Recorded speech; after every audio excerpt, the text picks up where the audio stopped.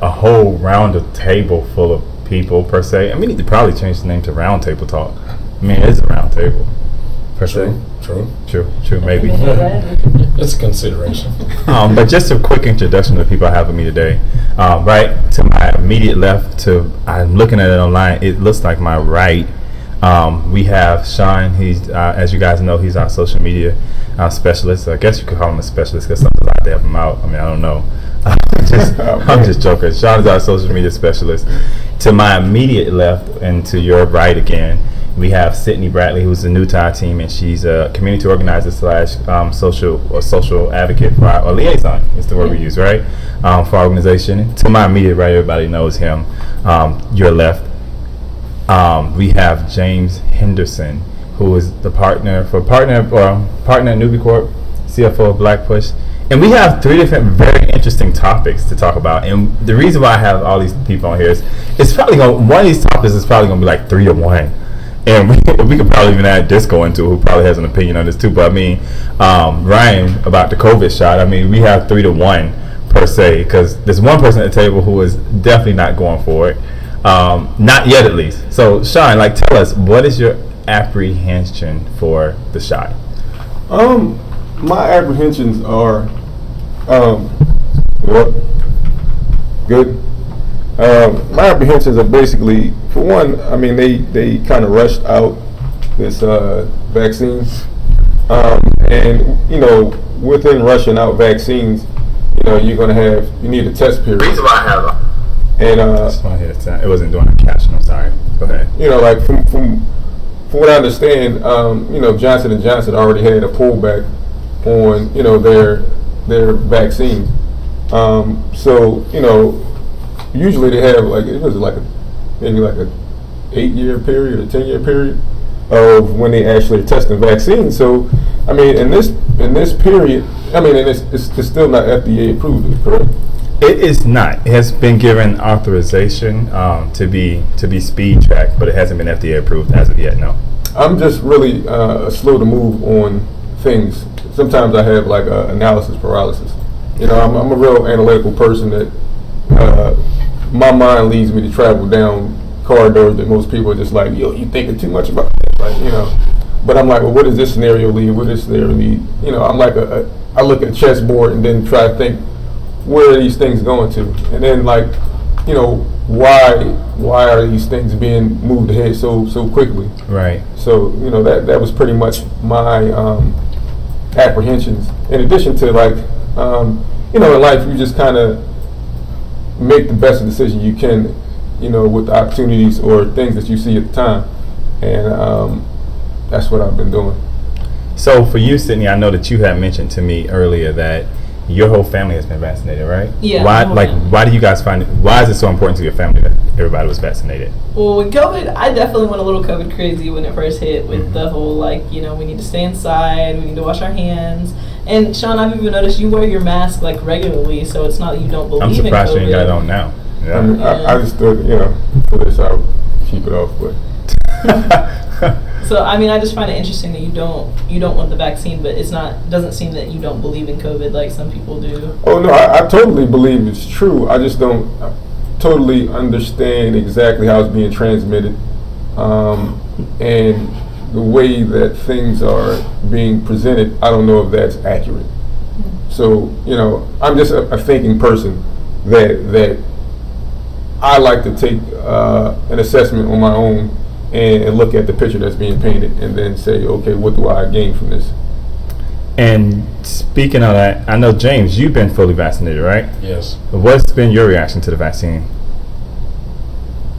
My reaction to it? What was the purpose of you getting it? Why did you feel like you needed to get it? Yeah, it was painful, man. Yeah. So that was my actual initial reaction. My arm was sore.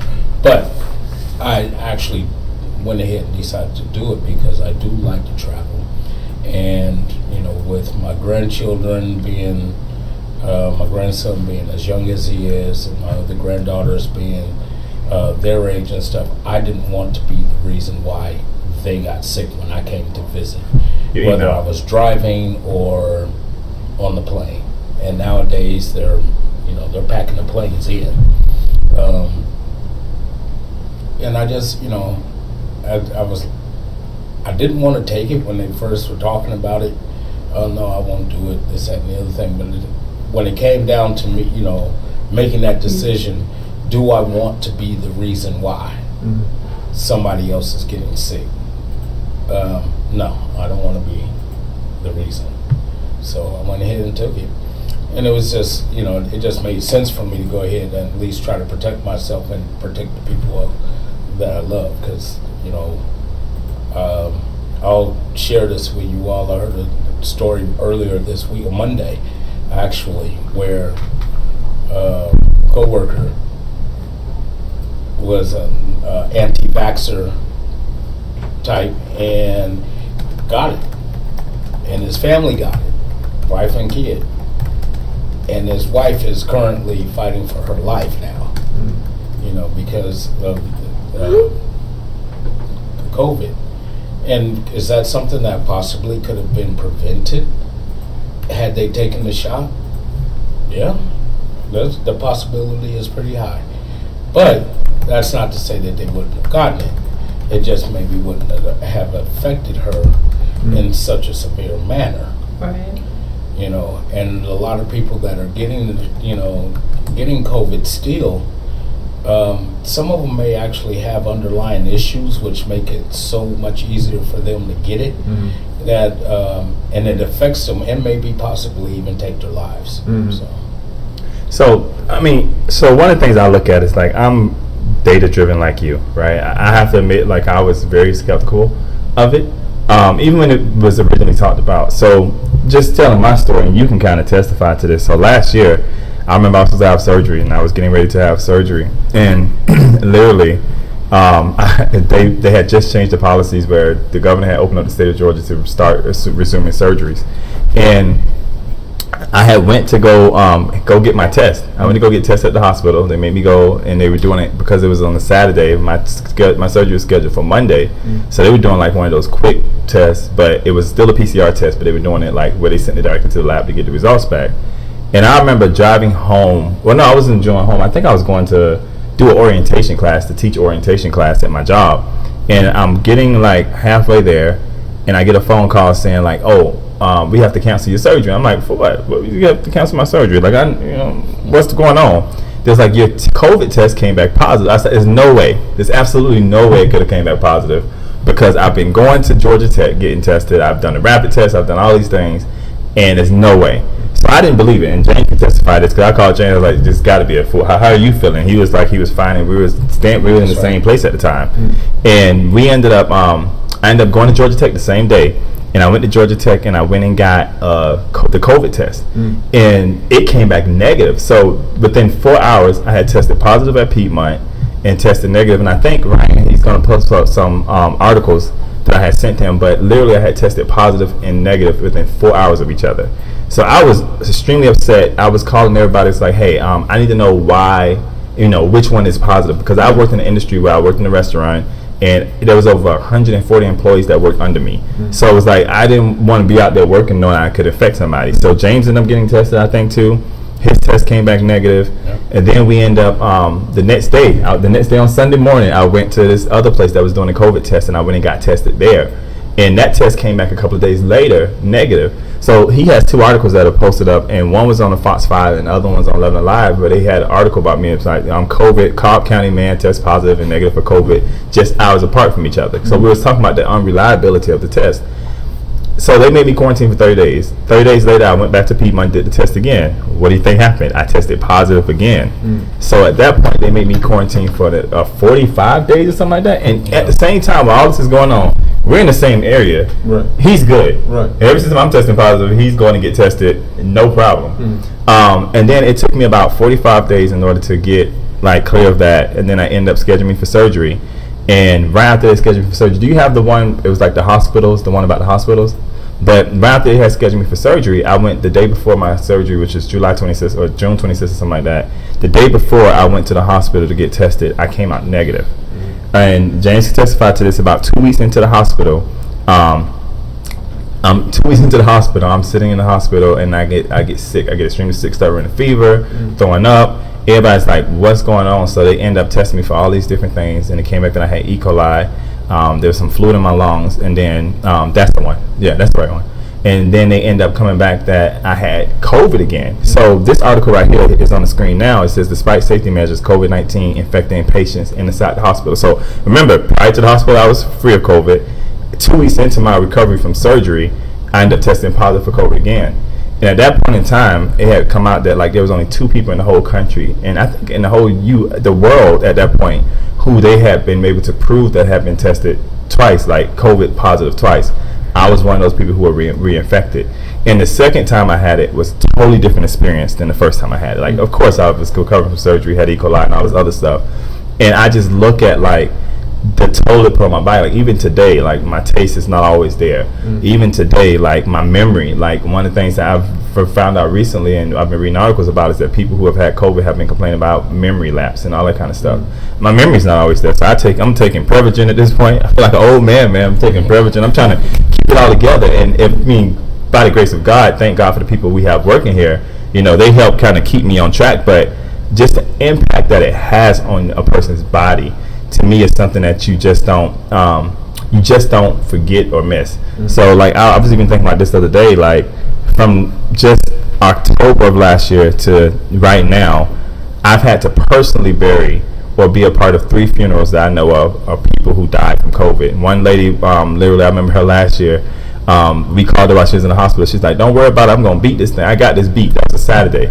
By Sunday morning, she had died from COVID. And the vaccine wasn't available then. Of course, we know that. But then I go to people like my uncle this year in February. You guys were all here. I think you were here. Yeah. My uncle was the only one of all his brothers and sisters, and I think I got a picture of him too. I just sent to Disco, but he was the only one out of all my brothers and sisters that did not get his COVID shot. And they're older. They're in their 70s and 80s. And he would not go get it. We kept trying to push him. He's like, I don't need it. I got it.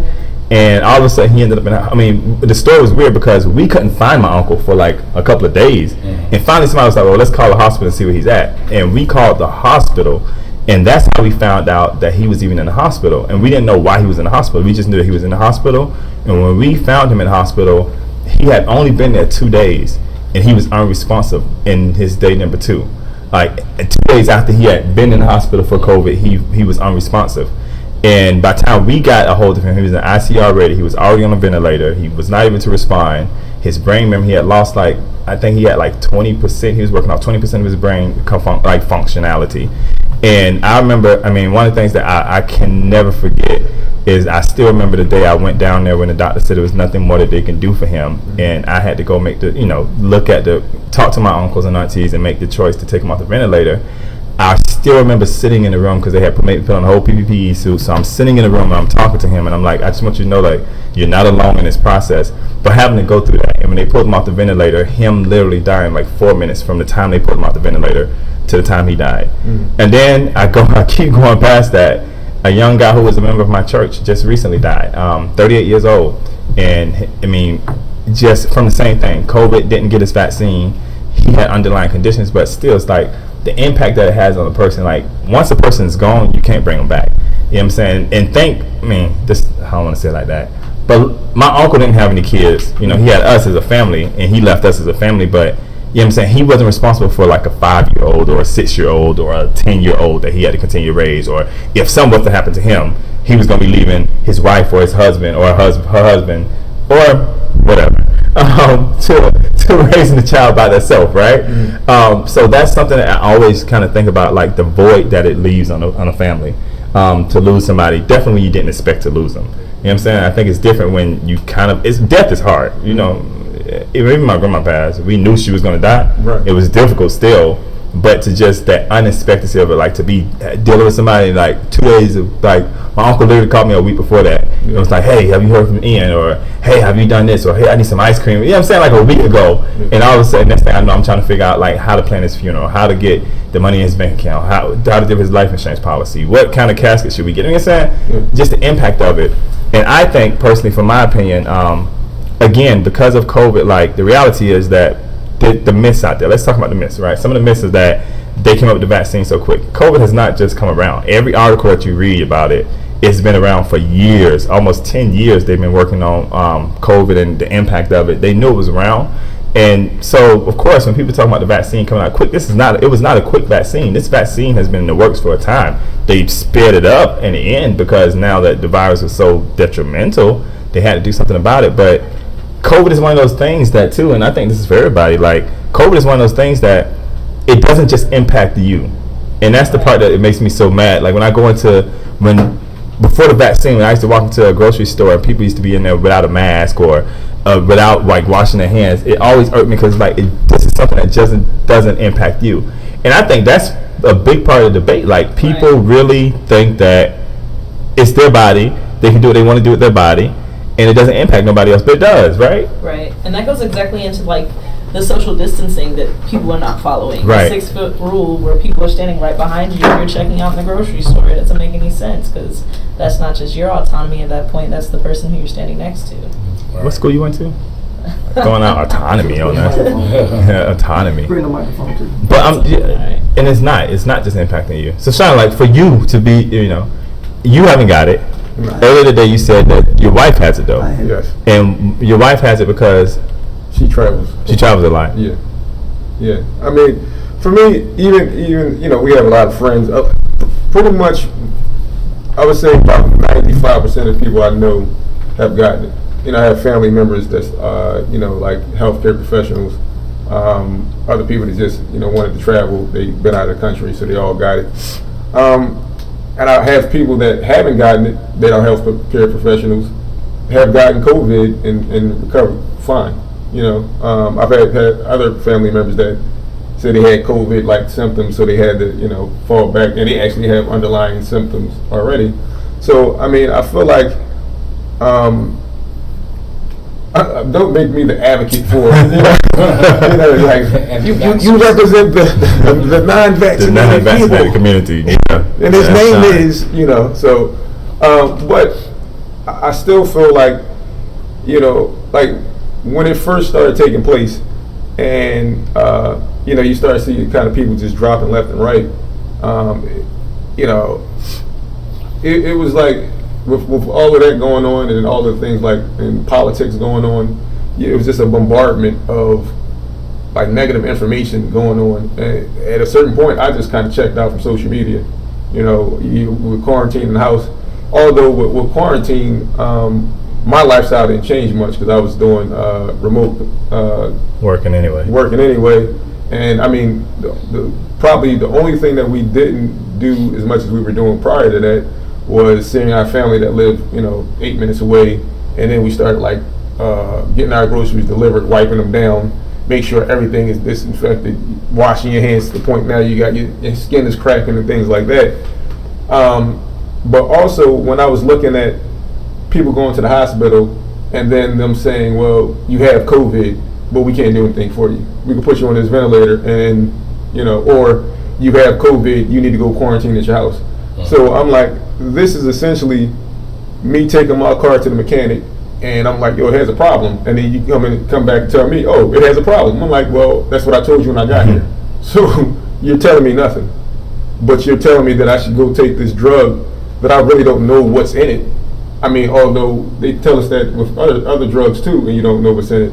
But behind that is the history of what has happened with these drugs when people have taken them.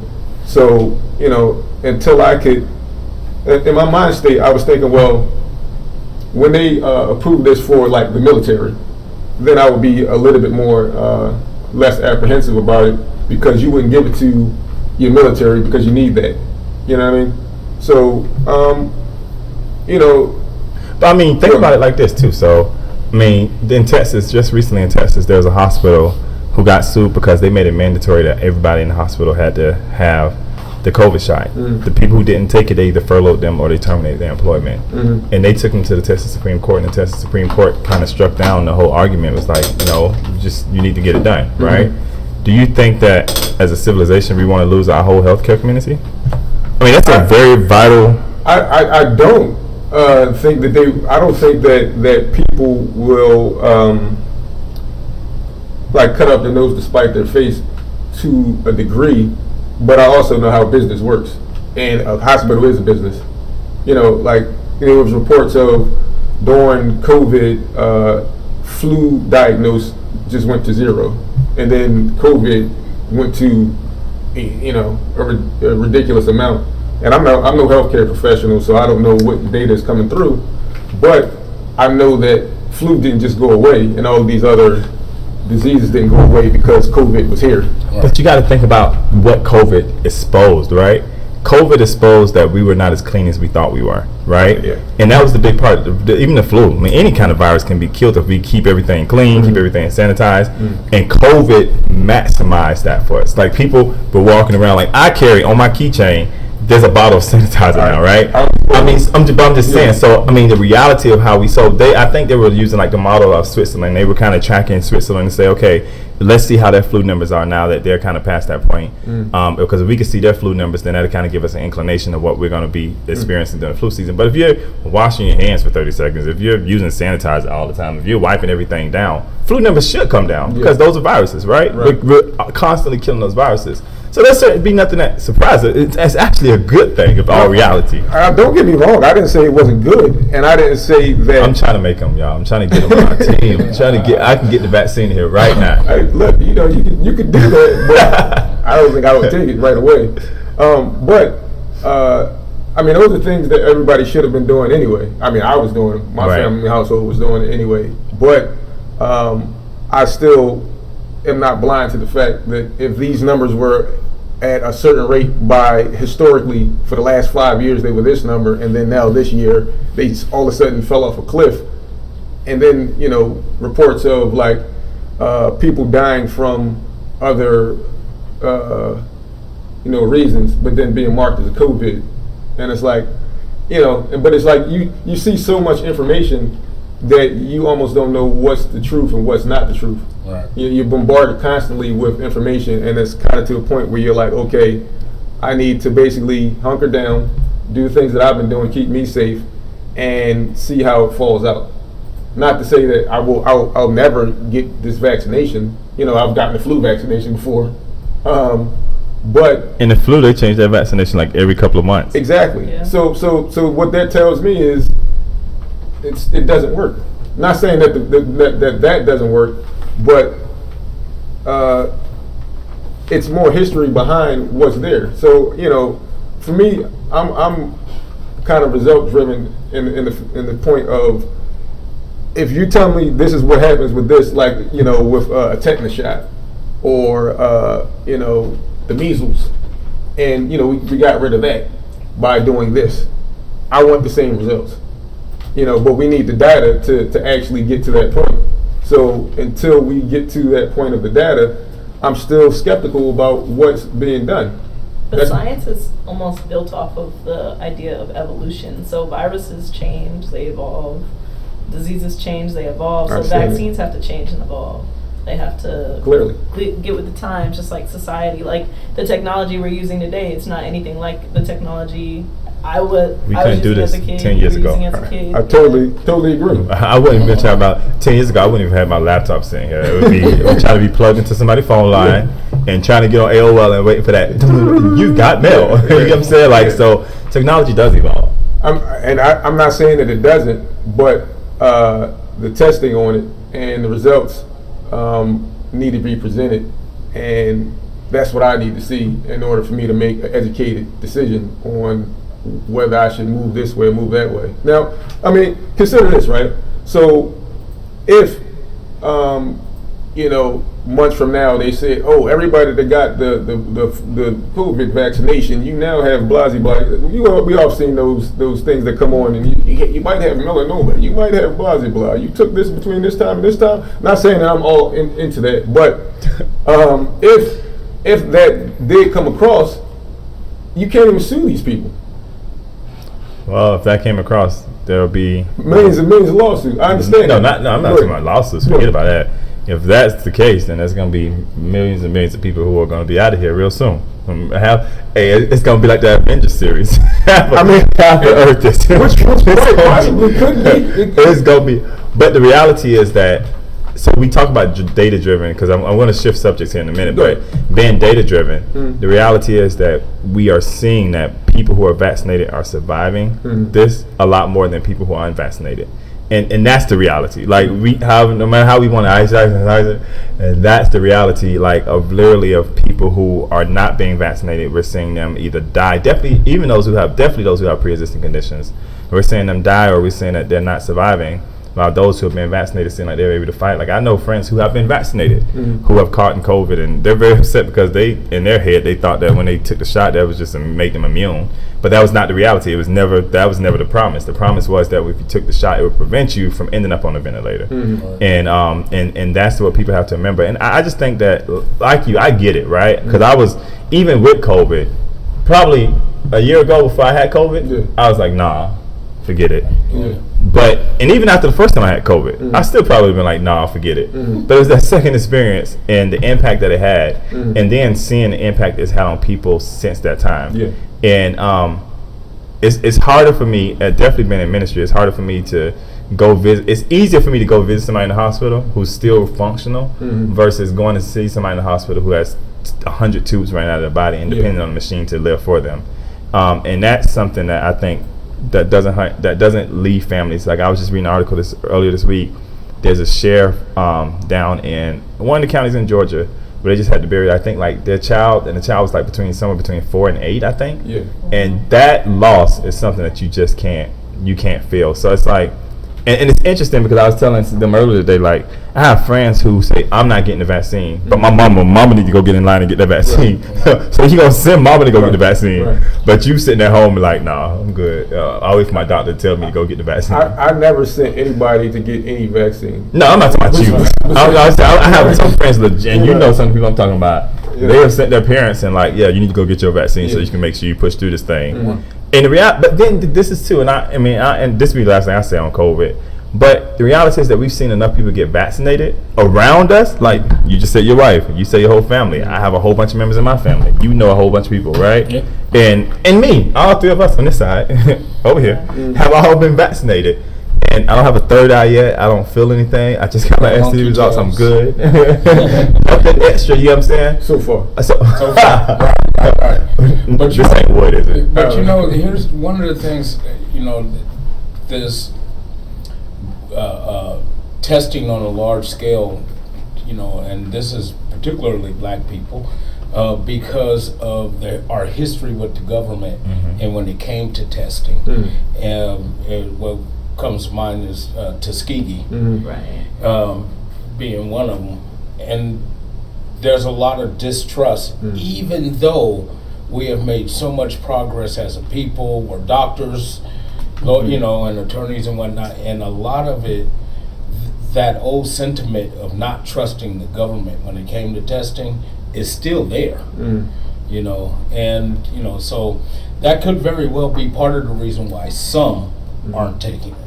So. I still don't blindly advocate for trusting the government. I just believe that science has some doing in the prevention of things. So that's kind of why I'm more of an advocate for the vaccine. But I mean, given our history as black people and the Tuskegee Airmen being experimented on, that was my first thought when the vaccine came about, especially when Biden had made the remark about it needing to be pushed into black communities. So. Yeah, because we were the most skeptical of it. But I mean, my personal recommendation is if you can get it, go get it. It's free. I mean, and we have a whole lot of schools that even today, as of today, a whole lot of schools in a whole lot of different states have announced that it's going to be mandatory that the kids wear masks because we do have a new variant out there that it seems to be a lot more dangerous. And it seems to be ripping through neighborhoods a lot more. So keep your babies safe, man, and do what you got to do. Wash your hands, like clean your hands. Don't have time for that. Sanitize. Wipe everything down. Like we got this. Because see, this is the new. Not on screen, but we got it. As soon as we're done, everything. Should have been normal. Yeah. Well, but I mean, now that everyone's talking about, I can't wait until we get back to normal. No, this is the new normal. Mask, sanitizer, disinfectant. That's the new normal. It should have been a new normal to begin with, though. Well, true, but it wasn't. Yeah. And so getting back to life as we used to know it a couple of years ago compared to today, this is the new normal. Yeah. There's no going back to what we used to know 2 or 3 years ago. Yeah. That's all changed. So we just got to roll with it, do whatever we can to and still continue with the social distancing. Just because they said you don't have to wear your mask anymore, don't get duped into that. Wear your mask, because you don't know if the person next to you has it or had it, and whether or not they've been vaccinated. You just don't know. So you still have to be on guard and protect yourself. So shifting focus. Yesterday we had a great opportunity to go and play a part of something that's bigger than us, right? Right. Even though Black Push doesn't really advocate for, per se, it's not on our platform. We deal with social injustice, voter suppression, and we know it's offender rehabilitation. And Newbie Corp deals with minority businesses, so it's not on either one of our platforms. But I personally believe that a big part of social injustice is what goes on in the community as far as labor. Labor has to do with social injustice, how we treat people. So we've been doing this for a while. We've been going out and protesting with the AFL-CIO and the God, I always mess up the name, and she's gonna kill me. I hope she don't see this. But other unions out here in the state of Georgia, with Miss Sandra Williams, Miss Yvonne, they have been amazing partners in this process, and they've invited us out to almost everything. And we've had the spiritual community as well. But yesterday we got a chance to celebrate the great Mark Butler of the Labor Secretary of the great state of Georgia. Yesterday was his birthday, so happy birthday, Mr. Butler, first off. But we took him a cake. Well, per se, we took him a cake, and somebody baked him something special on the side.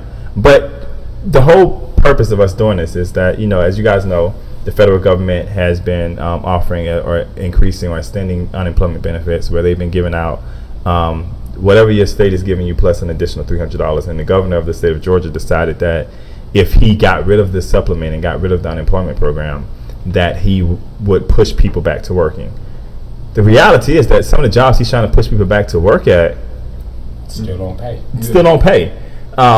Pays have been lessened. Pay has been lessened. And even somebody brought up a valid point yesterday. They talk about all these jobs that are on the Department of Labor website. Some of those jobs are from 2017, 18, 19, or they require you to get new certifications or to have 3 years of experience or 8 years of experience, right? How do you tell somebody who just lost their job to go get 3 years of experience in a field what they don't know nothing about? Like, how do y'all feel about some of the things we've been doing from a labor perspective and some of the things that we've recently seen in the stories that we heard?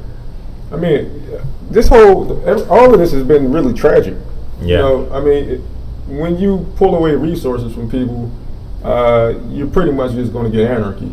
You know what I mean? Like, the only thing that separates men you can leave them up for now. From beasts is 3 meals a day. That's photos. And when everything first hit, you saw people rushing to the store to buy toilet paper. Right. And just stockpiling. And it's like people with resources to go buy, I'm going to buy 50 rolls of toilet paper. And then some people are like, I can't find toilet paper for my whole neighborhood. It kind of gets ridiculous. So, to say to people that don't have the resources are unreasonable, I just feel like it's not fair. You know what I mean?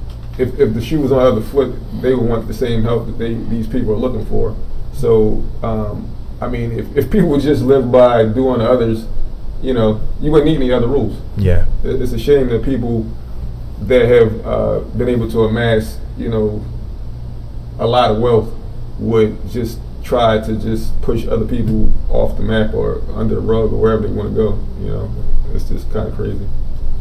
What's really shocking to me is the fact that everything has gone up in cost, especially the cost of living. Absolutely. Apartments, like the average it's gone up from $1,500 to $1,600 within a month, like as the average ask for a decent, 4-star apartment, 4 out of 5-star apartment, which is still having, complaints, because I've been on the apartment hunt. I know they all have complaints, they all have all these expectations, and if you don't have like the renter history or the credit to buy a house, not to mention lumber costs have gone up, so it's really, everything's super expensive, but the pay's gone down, the amount of jobs have gone down, so the fact that what they're expecting you to pay for like the cost of living, and then the amount that they're willing to pay you to fund their businesses, to fund the economy, and their checks have gone up.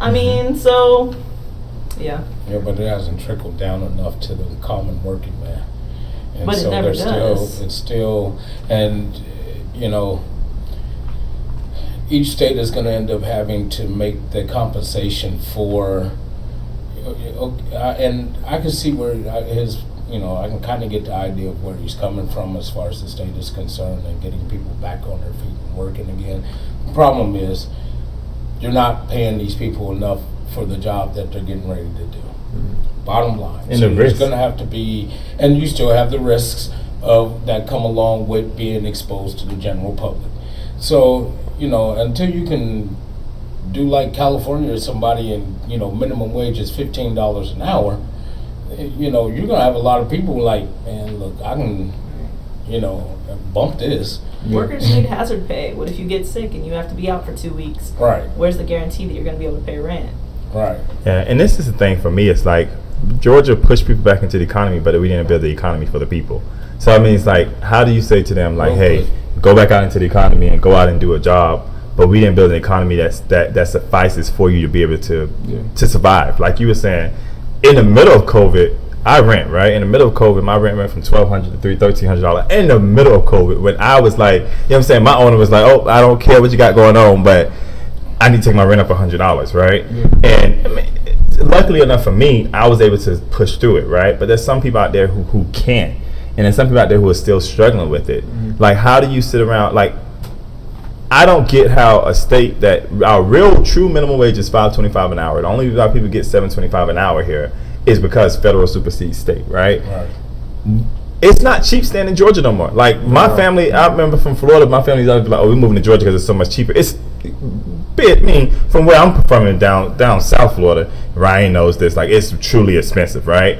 This is cheaper, but the cost of staying here has gone up. But the income has not gone up. I mean, gas prices right now, what, $2.99? And when COVID first started, it was like $2.50 something, $2.40 something. I mean, so you tell me that, hey, you take away my benefits. I want you to go out and get a job. I have a car now that I really can't even afford to pay for my car, and now you want to put $2.99 an hour. I mean, in a gallon gas in my car, and I can't even afford to put food on my table. And I mean, and then they're forcing people. Like I seen something the other day where they were forcing people who were getting unemployment benefits, partial unemployment benefits. They're telling them that they have to go down to the career center and go talk to somebody, but from what I understand, most aren't they closed? And isn't the Department of Labor in the state of Georgia still closed? We were in front of the office yesterday, wasn't it? They were closed. Changed. The gate was in front of it. You can't even knock on the window if you wanted to. But yet they want people to go back to work when the state hasn't gone back to work yet. Right. But the part I don't understand is, like, why won't they open up? What's their no one goes in the Department of Labor anyway. I never understood that. I mean, it's like you can't just walk up in there anyway. Like, there's security that you have to go through. I don't get, but most of these people are still. I've called the Department of Labor before for even some of our things we have going on with our employees here. These they got their babies running by in the background. Like, hold on one second, they're working from home, but once again, the reason why the state is doing that is because they don't want the risk of putting people back out into society that they can catch COVID. Now they have, they can potentially sue the state. But yet, while we're arguing about that, the governor just announced last week that the state of Georgia has a $6.4 billion surplus. What do you think some of that surplus came from? The surplus came from the fact, the reality is that they were pushing out unemployment benefits, but they wasn't paying for it. The federal government was paying for it. Like, why would we want to take away something that we as a state are not even paying for? I don't know. And I mean, the funny part is usually we have something to say back, but nobody can disagree with that. Like, it was saving me money. As an employer, it was saving me money to, I mean, if we could, and as an employer, and even a lot of employees now, like, that can't afford to be open, that is trying to keep their doors open, it helped the employers to be able to have that partial unemployment to where they can still allow their employees to come in and work their 20 hours a week and still make sure they were getting income on the other side. That helped employers to be able to stay open and keep employees. I'm just, listen, I'm flabbergasted. I don't get how it helps the economy to take money out of the economy, because simple economics say the more money we put into the economy, the more money that the economy receives. And I'll be interested to see how Georgia's economy does now that they've taken away unemployment benefits. Sometimes they put the cart before the horse to try to get it down the road, and it doesn't make any sense. But you got some folks are okay with cutting off their nose to spite their face. It doesn't make sense. I mean, then I think I read an article that 72% of people who was on unemployment benefits was paying back and paying taxes out of those benefits. So that means that the state of Georgia was getting a kickoff Right. Because they kickback. we pay state taxes. You know what I'm saying? Like I don't. And maybe that's another part of that $6.4 billion surplus. Right. I mean, but it's like, well, where is that money going? Like, it's a surplus. You know what I mean? I just don't feel like they'd be How do sitting they plan around. on using that money? Listen, State of Georgia got enough problems. Maybe if they stop attacking fake news about elections and stuff like that, we can invest money into mental health, into reforming our criminal justice system, into making sure people have a living wage, into making sure people can go to school to get trained for the jobs of the future. Because we got to be honest, some of these jobs they're trying to send us back to are not jobs of the future. They're going to be wiped away in the next 10 years or so. You know what I'm saying? It's great to be in the USA. Honestly, I don't know if I would go anywhere else. But at the same time, you know, pulling the rug from other people is just going to create anarchy. I mean, honestly, like when you start pulling people food away and they can't feed their kids, they're going to go find the money. The worst is still yet to come. That's clear. Because the housing moratorium thing doesn't end. Well, ends in about a week. Yeah, and that's when it's really going to get real. Once that takes place, you're going to really see some stuff, you know, get screwy when it comes to people and their finances and everything. You said you've been apartment hunting and looking around and stuff, and what I've discovered, and you know, that there was two things that took place. One, somebody was asking, one of the requirements is that you need to make 4 times the amount of the I think it's 3 times the amount of your rent. Well, this one particular place told me 4. So I was thinking, I was like, oh, you only want a select group of people here living here. Okay, but the average person is you know, they're doing well to do 3 times, much less a 4th. But that was just one of them. But with this moratorium, one of the things I keep hearing is we won't have anything available until mid to late September. I keep hearing that as well. and part of that is because people being evicted. Right. And the sheriffs aren't doing anything. The sheriff and marshals, they're not doing anything right now until the moratorium is up. So they got a stack of papers, but they can't deliver them. Not until August 1st. Then you'll start seeing the wheels of justice turning much faster. But then you're going to get backlogged because now, I mean, it's just a snowball, a domino effect that's going to take place.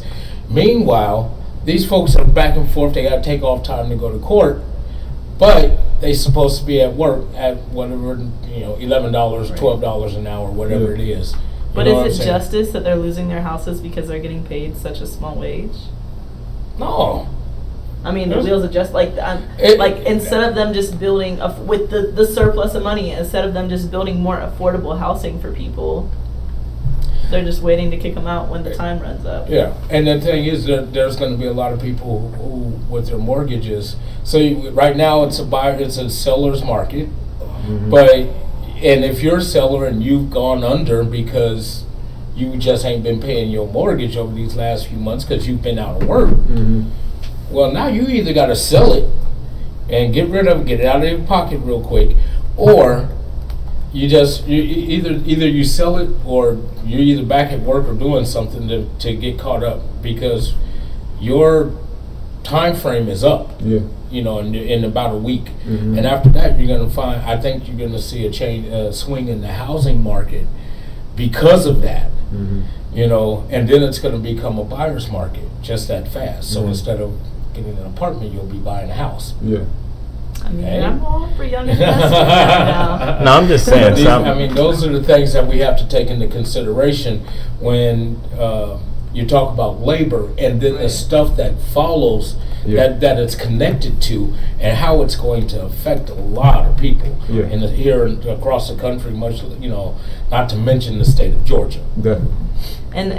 Sorry. No, go ahead. Okay, investing in a house is definitely like the best idea, but as far as like the processes that it takes to actually get approved for that, it's still like eliminating a good amount of people. Yeah. So like legal redlining. Exactly. And I'm just going to leave it like this. What Sean said earlier today, I think we have to get back to the concept, do unto others as you have others to do unto you. Yeah. Like, I don't understand what person, white, black, Hispanic, Asian, would say that they will be content with knowing that they go home and they can't feed their kids, and that you should be okay with that. Yeah. And we know, I mean, once we push this podcast today, some people are going to go in there and say, well, they need to get back to work. Even if one person even made a comment on one of our posts one time we was doing the Department of Labor. It's like, even if they're making $2.25 an hour, it's an earnest income. You show me how to survive on $2.25 an hour. Right. And if you can, in fact, I challenge Governor Kemp, I challenge Secretary of Labor Mark Butler, if you guys can show me how to live off $7.25 an hour with, base minimum. I'm talking about, I want you to go stay in the hood and the smallest apartment you can find for $600 to $700 an hour. Show me how to make that work off $7.25 an hour. Show me how to make that work while you're sitting out here at a restaurant busting your behind, or you have to catch the bus in order to do so. Show me how to work when you have 2 or 3 kids that you have to put food on the table for. And then if you can do that and you can prove it to me that it works, then well, you know what? I'll become your biggest advocate for it. Well, the statement that the person sent is true. It's earnest money. Problem is, it doesn't go anywhere. But it's not like, but this is the thing about it. You can't get anything out of unemployment. No, but this is the big kicker, right? All these people who talking about these people on unemployment are lazy. You can't get anything out of unemployment unless you pay something into unemployment. Right. So you had to have worked. You had to have worked. And if you're getting the match, you had to really have worked or had a good, decent job. So it's not like people who are getting unemployment are just getting free money. They paid into unemployment. That's right. They invested. They went and worked their behind off, and every 2 weeks they gave a check to the state for unemployment. So you mean to tell me nobody? I don't know, loud enough. So you mean to tell me nobody can get unemployment that never had a job before? If you never had a job before, you would get denied. So all the benefits that's going out now, if you never had a job at all, You would not get unemployment. So I remember, and this is true, I remember working for Subway. We had a huge problem with our payroll company because they had not been reporting our unemployment taxes, right? So there's a whole group of employees. We had like 80 employees that could not get unemployment because the ADP had not been, the payroll company had not been reporting unemployment taxes to the state. We had to work like hell to get that fixed so that these employees were able to go ahead and get unemployment. But if you had not paid a certain amount into the system, you were not able to get nothing out of the system. Yeah. So that's the way the system is set up. So I don't understand like how you can say people are lazy. Yeah. When these people paid into the system. I personally had, I was getting unemployment and then it ran out. Yeah. So it was like, now you got to figure it out. That definitely happens. And, luckily for me, I was able to, do freelance here, do things here and there. You found a great place like Black Push to hire you. I found a great place. Yeah. Like this. To hire him, man. And but he has been. If you can't get any money, money too. People are going to go find ways. I rebuke that. But we got to go find it. Joke, right? No, I'm just saying. Even for us, like I was looking the other day at the rate we pay on unemployment taxes versus some of the companies I worked for before, and I was surprised that we paid more than a company I know that has way more employees than we had. And in the last quarter, when I looked, because I still whatever, I was looking at comparing the two. Like we paid way more, almost double what they paid in unemployment taxes, and we have way less employees than they have. But once again, right now, if I was to fire you, you have every right to get unemployment because you pay into it. Period. Right. Yeah. Every 2 weeks, we take out of your check unemployment. We send a nice check to the state. They don't never tell us no to send the money back. Right. So, at the end of the day, like it's something that you paid into. Last thing I want to bring up, right? So the question is always asked: why are black people so upset with the justice system? Right? Earlier this week, we know that there was a guy who had stormed the Capitol. He ended up getting, this is I think the first sentence of the people who stormed the Capitol on January 6th. He ended up getting 8 months in federal prison. Okay, 8 months. I want y'all to count that. 1, 2, 3, 4, 5, 8 months in federal prison. All right? Not years. There was an article of a guy, I think out of South Carolina or North Carolina, who was black, and who had been charged with pulling down a Confederate statue. He got 4 years in federal prison. First time offense, didn't have a background like this other guy. What's the difference? Skin color. Let's not be like, And that's coming from somebody who comes from a household that has both? Yes, I come from interracial parents. My mother's white, my dad's black. But like, let's be very non-coy about things, huh? Sorry, I was saying keep the dream alive. Yeah, keep the dream alive. But let's be, like race plays a large factor in how everybody looks at you, which is very unfortunate. But they see you and automatically, just like at the protest, we all saw the teenagers getting pulled out of the cars and stopped and arrested, and then police busting windows on kids. Windows. The two white girls in the car in front of them just waving at the cameras. They didn't stop them. They all were leaving at the same time, but they didn't stop the girls in front of them. They stopped the young black couple. And that's just like, that's how it is. That's how it wasn't even protesting, if I recall. They were going to get something to eat or something like that, right? And got caught up in the protest. Yeah, they were going to get something to eat. And they were college students. And this is people who are parents. They were trying to say the windows were so dark they couldn't see what they was doing inside. That still don't give you right to bust nobody's car windows. I know, I get you. And we've been in meetings with Atlanta Police Department for that. Still don't give you the one to take a club and bust somebody and pull them out of the car. Well, they were saying because of the circumstances of what's going on, the girls in front, they could see them, particularly whatever they were doing, waving the cameras. The people inside, they couldn't see exactly what they were doing. But even when they opened the door, the young lady said, "We just going to get some eat." They didn't have no gun. And they pulled them out. Yeah. But in Georgia, you can have a gun in your vehicle. No, that wasn't it. I'm talking about the snatching part. Yeah, no, but I'm saying, like, for that to even be a reason for them to say, like, oh, we don't know what you have. You can have a gun in your vehicle in Georgia. So again, that's not a reason. They could have a consent, permit to carry. It's not a reason. They don't ask those questions first. Yeah, my thing is that 8 months for literally almost bringing down the whole aspect of what we what we stand for, like, just because of the fact that people got out and voted and you're mad, like, okay, I'm not gonna, let's be honest, right? Let's be 2000, what was the last election? 2018? No, 2016. Whatever it was. 16, right? I know who I didn't vote for. Right. And the person I voted for, literally, I was in New York at the time of the 2016 election. I flew back from New York just to come here and vote for a day and flew right back to New York for training, right? Right. And I remember on the night of the election, Hillary had her victory party at one place, and it was a beautiful glass building. And like probably 2 miles up the road, old President Trump had his party, right? So it was like Secret Service had the whole block blocked off. And I remember being there that night, right, at one of the rallies. I'm not gonna say which one I was at. And just around 12 o'clock, the mood just from dancing to people cried. But we left there like, okay, the person we voted for tonight did not win. Sure. So good game. Like we had to push forward with life, right? We had to hope that the person who won the election was going to be a fair person. Did they turn out to be? That's up for your judgment, right? But we sucked it up and we moved on. I don't know about you, but as a human being, there's a lot of elections that I wanted to go another way and it didn't go the way. But I didn't go storming the Capitol to try to stop it. You know what I'm saying? I didn't go try to tear down democracy. I didn't go put my feet on I didn't go in there yelling out saying, "Where's Mike Pence?" or "Where's Nancy Pelosi?" so we can kill them. Right. You know what I'm saying? I didn't take a gun into the Capitol. I didn't kill a police officer in my process. I didn't kill people who were protesting for the same thing I was protesting for. And we stomped all over them, right? Right. And people wonder why the African American community is so upset about this kind of stuff. It's because we deal with it every day. The way we're sentenced differently than everybody else. Like, I can't. It pisses me off, and I don't much. I don't much. It irks me. It irks the heck out of me to know that a person who literally tried to stop our democracy and tried to prevent our duly elected president from being for them just doing what they normally do every 4 years. People to be okay with that. Bigger than that, to just expose the weaknesses of the security. Yeah. To basically show everybody this is what can be done if you feel like it.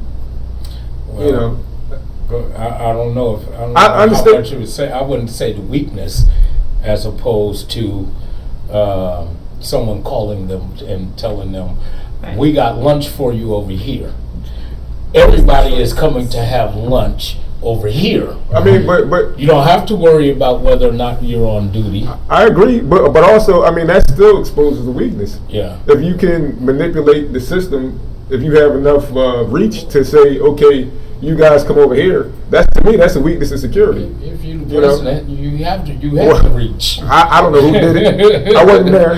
Just like I'm sitting in the I won't give them black credit. But I mean, but we know too in reality, like we know that there's people. We know that somebody had to be helping these people out, right? There's no ifs, ands, or buts about it. But we can't ever forget that the system was not built for us. The modern day police officers were evolved from slave catchers. Yeah, like that's it's been a growth in process. So, but I mean, even past that, it's the fact. The reality. Like I don't know if anybody has been to DC recently. Like I've been there within the last month, right? And just you can go there and stand in front of the Capitol and feel the weight of what happened on January 6th. Like you still feel it. Like you still see it. You still feel it. Like, and to look at it and be like, oh my God, people almost literally burnt this house down. You know what I'm saying? If you've ever been inside of it, like literally almost burnt this house down, went into the Speaker of the House's office and put their feet on their desk, and they have photos of that. Yeah. And we have black people right now, black people, white people, Asian people, Hispanic people who are locked up in jail and they have no proof that they're guilty of what they're charged of. Right. And yet they've lost their whole life and they're still losing their whole life. While people, we have pictures and videos of them doing this, we say to them, oh, you know what? 8 months is all you're going to do in prison. You know, one of the things that bothered me about that whole thing is the terminology that they were tried under. Because when you march up against the government, against your own government, it wouldn't be the first time that the United States has done it, Civil War. But this is, I mean, it's treason. It's treason. Yeah. By the definition of the word. Yeah. So why aren't you charging them with the crimes of treason against the government? Yeah. That's my question. And you know, you can slice it any way you like, but it still comes out to being treason pie, no matter how big or how small the slice is. Mm-hmm. So is it you just want to protect a certain group of people and not try them with treason? Or, you know, I mean, because at that point you're not doing your job. Mm-hmm. But we have some people in government who just say that this wasn't even a riot. Like there's some people in government who was in the building hiding under desks, literally saying today, like it wasn't a riot. This was just peaceful protesters. That's because they view white people as less threatening. Right. Right.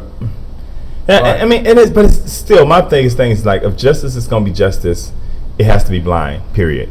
It can't look at a person's race. It can't look at where a person has come from. Even though it should not. The financial background, it has to be blind all the way around. And we've been having, as you guys know, we've been having meetings on Saturdays with different judges. And we had a meeting recently. And that's one of the questions I always ask them. Like, you know, is justice really blind? Like, are you blind to justice? Are you biased? And one of them, we had a really great conversation this past Saturday.